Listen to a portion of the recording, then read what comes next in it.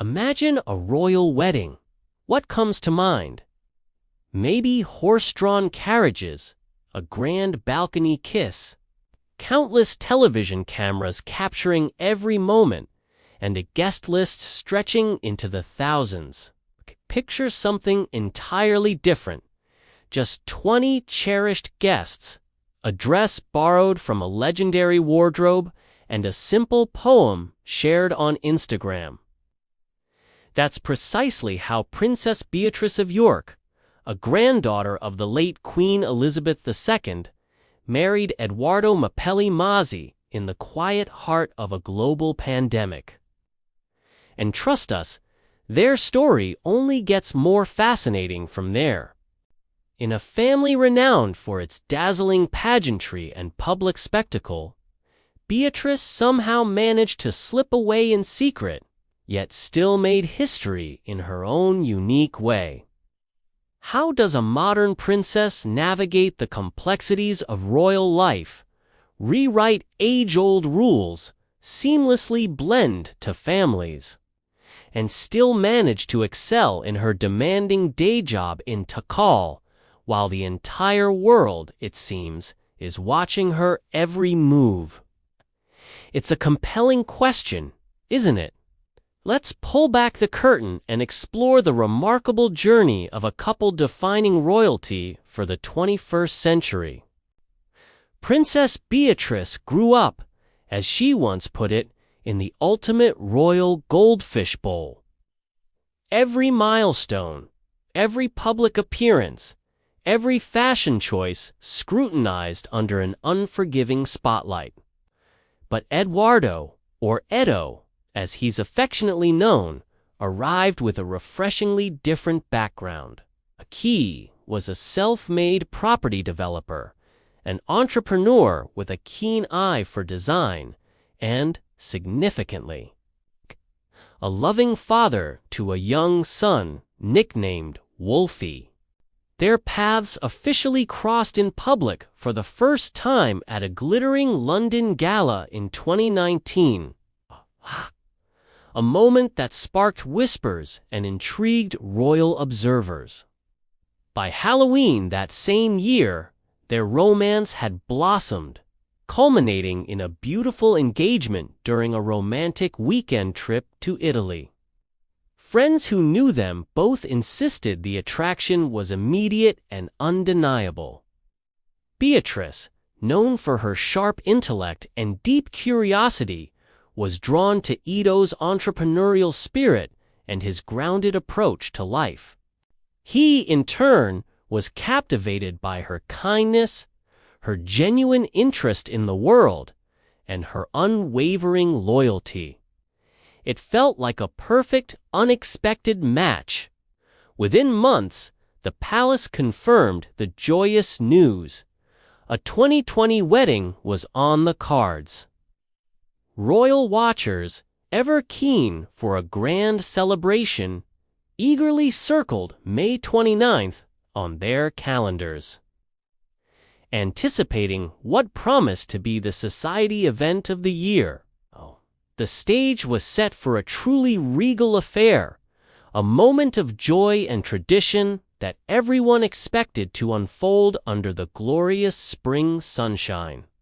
The original blueprint for Beatrice and Edoardo's wedding read like a scene straight out of a classic fairy tale.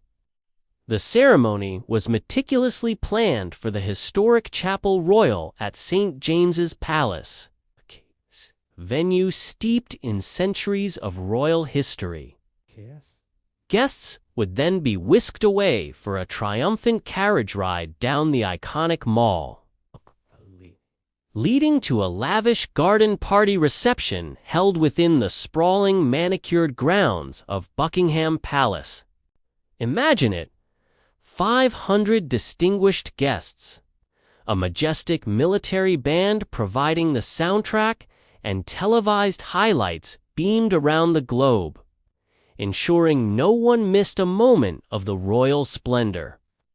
Invitations were already printed, florists were booked, and Beatrice had already begun the exciting process of veil fittings, dreaming of her walk down the aisle. Then, quite suddenly, the world changed. The COVID-19 pandemic swept across the globe, bringing life as we knew it to a grinding halt. Countries locked down, businesses shuttered, and travel froze.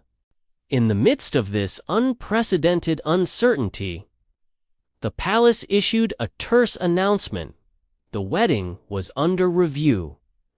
This simple phrase ignited a flurry of global speculation. Would they postpone for a year, hoping for a return to normalcy? Would they opt for a quiet elopement to some secluded Swiss chalet? Or, unthinkable as it seemed, would they call the whole thing off entirely? The anticipation, once so joyful, was now tinged with a palpable sense of disappointment and uncertainty, leaving everyone wondering what, if anything, would become of the much-anticipated royal nuptials. But Beatrice and Edoardo, it turned out, had a different plan. A secret plan.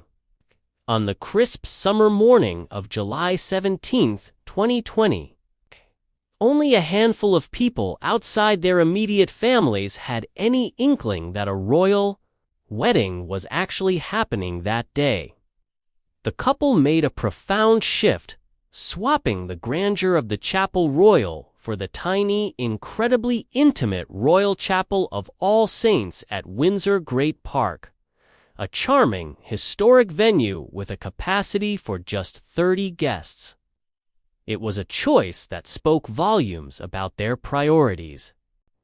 Adding to the deeply personal nature of the day, Queen Elizabeth and Prince Philip, Beatrice's beloved grandparents, simply drove over from Windsor Castle next door, their presence a quiet blessing.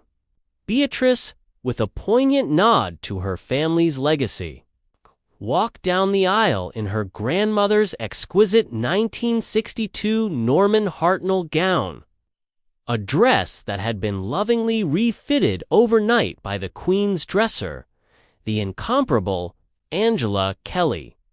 And on her head sparkled the Queen Mary diamond fringe tiara, the very same tiara Queen Elizabeth herself had worn for her own wedding to Prince Philip in 1947.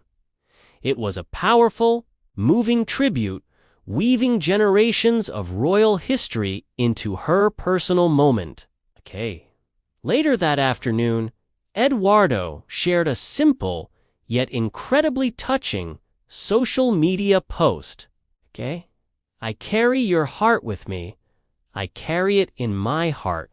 A beautiful quote from E. Cummings.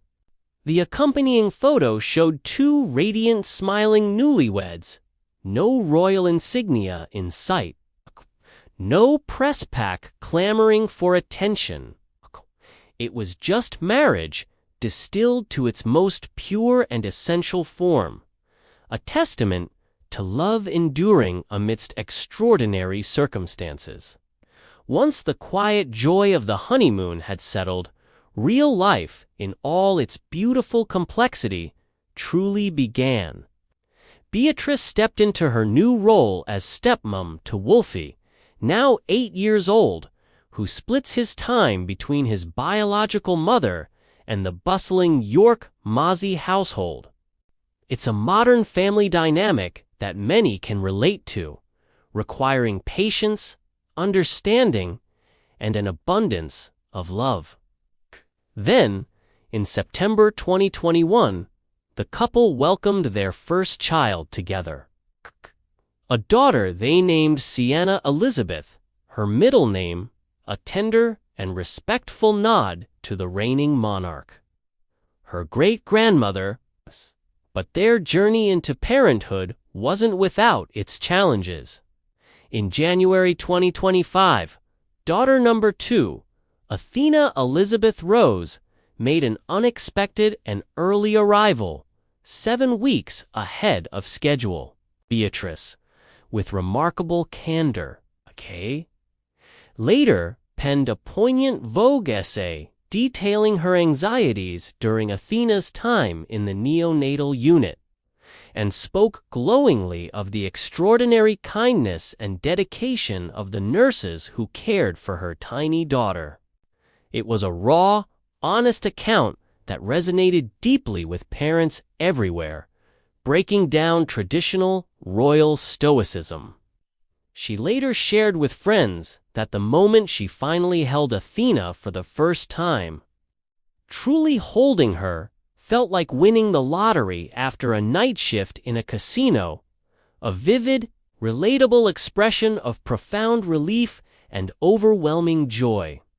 Today, this busy family of 5 shuttles between a cozy cottage at Windsor and Edo's London office, expertly juggling school runs, formal royal engagements, and countless conference calls.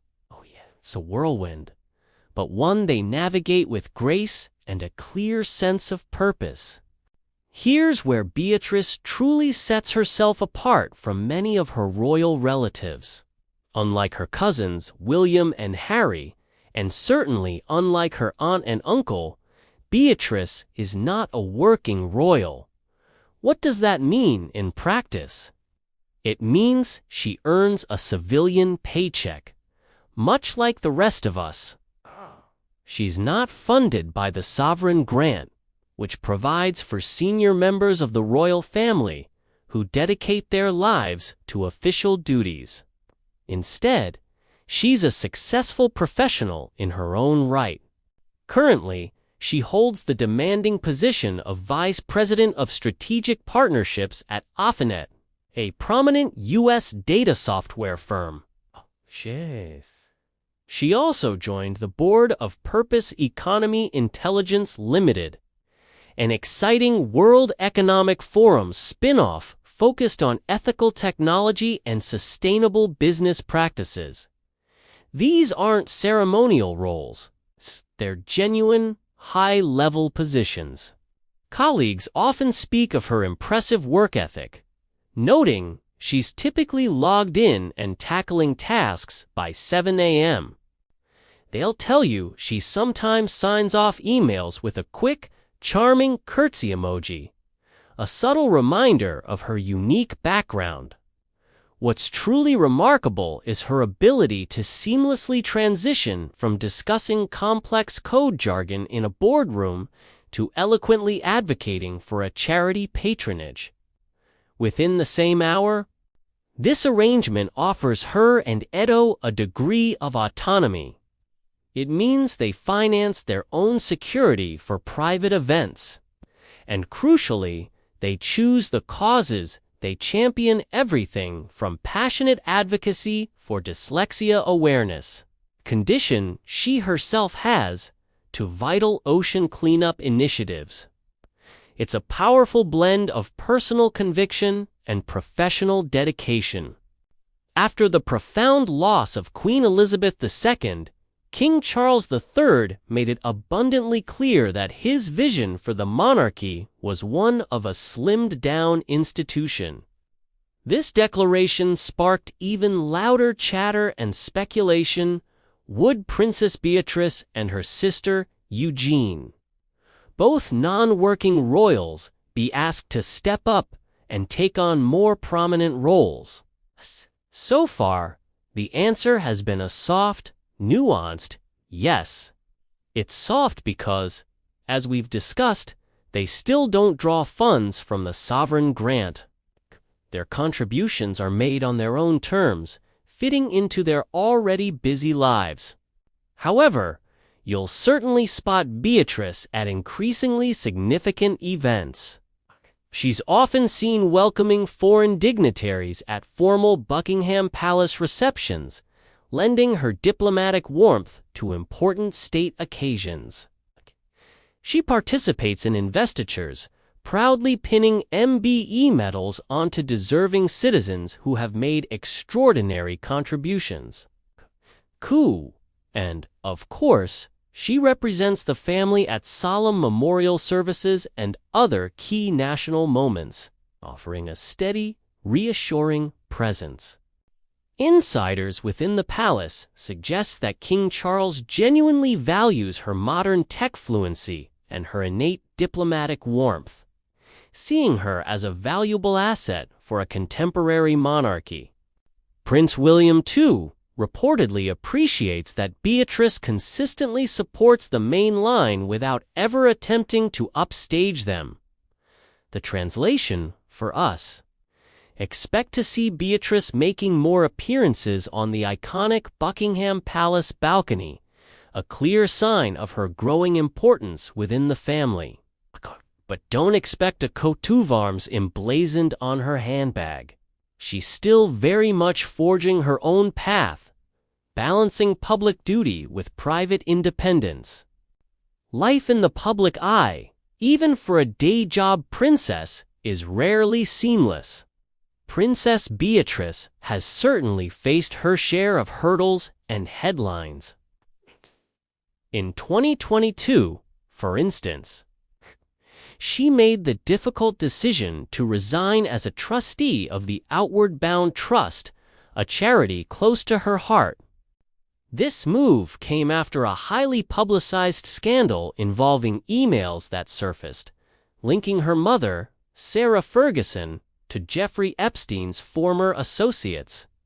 Palisades, ever vigilant about royal reputation, reportedly called the move preemptive reputation hygiene, a stark reminder of the constant scrutiny and the need to protect the institution. Beatrice also endured public flack when it emerged she had taken a private jet holiday just days after advocating for green values and environmental causes. In today's hyper-connected world, such inconsistencies are quickly highlighted and criticized. Learning from the experience, she now proactively offsets her flights through Affinity's robust carbon credit scheme, demonstrating a commitment to aligning her actions with her stated principles. Through all these public storms, Edoardo has consistently remained her steadfast, unofficial PR shield.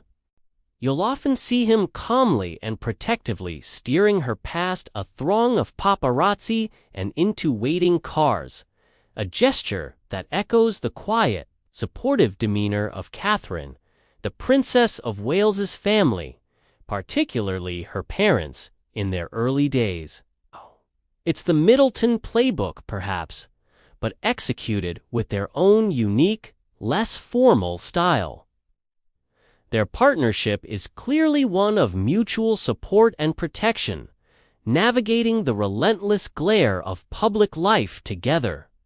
So, what does a modern royal marriage truly mean in an age of constant change? Contrast it with the traditional royal marriage. Typically, it involved the strategic merging of two aristocratic bloodlines, often centered around a 500-year-old estate, with the primary purpose of securing heirs and spares for the throne. All captured in stiff, formal group photos on the palace steps. Beatrice and Edoardo, however, have completely flipped that script. They've given us a commoner groom who arrived with a beloved child already in tow, shattering centuries of precedent. Their wedding dress wasn't a brand new creation, but a cherished gown recycled from 1962, imbued with family history. Their guest list was so compact you could have fit everyone comfortably in a minibus, a far cry from the thousands usually invited. And perhaps most significantly, Beatrice's career, her professional identity, continued to thrive long after the vows were exchanged, challenging the notion that royal women must solely dedicate themselves to ceremonial duties. They choose to post poetic quotes on social media, offering glimpses into their hearts rather than sterile press releases. They speak openly and honestly about deeply personal topics like premature birth, the importance of therapy, and the often unspoken complexities of step-parent guilt. They'll attend glamorous cocktail parties one evening, then race home to ensure they're there for bath time stories and bedtime cuddles. In essence, they've consciously traded the often nudity, big glamour of tiaras and grand pronouncements for something far more authentic and relatable, something closer to lived experience. And the public, hungry for genuine connection and authenticity in an often curated world, is absolutely riveted by their journey. Do you think the monarchy needs more couples like Beatrice and Edo who are blending tradition with modern life? Or should tradition remain untouched? Drop your thoughts below in the comments. And if you're as fascinated by these behind-the-scenes royal realities as we are, make sure to hit that subscribe button and ring the notification bell so you don't miss the next chapter in this evolving royal story. From a hush-hush pandemic-hero wedding that prioritized intimacy over spectacle, to navigating demanding boardroom meetings and cherishing precious bedtime stories, Princess Beatrice and Edoardo Mapelli, Mozzi, are powerfully proving that you absolutely can wear a tiara and still courageously write your very own script. They've thoughtfully kept the parts of royalty that genuinely matter, the unwavering sense of duty, the quiet discretion, and yes, a dash of dazzling diamonds, while confidently ditching the parts that simply don't fit the dynamic reality of a 21st century family. The beautiful result: a marriage that looks less like a fantastical fairy tale and far more like, well, real life only, perhaps with slightly better jewelry and an even more compelling story to tell.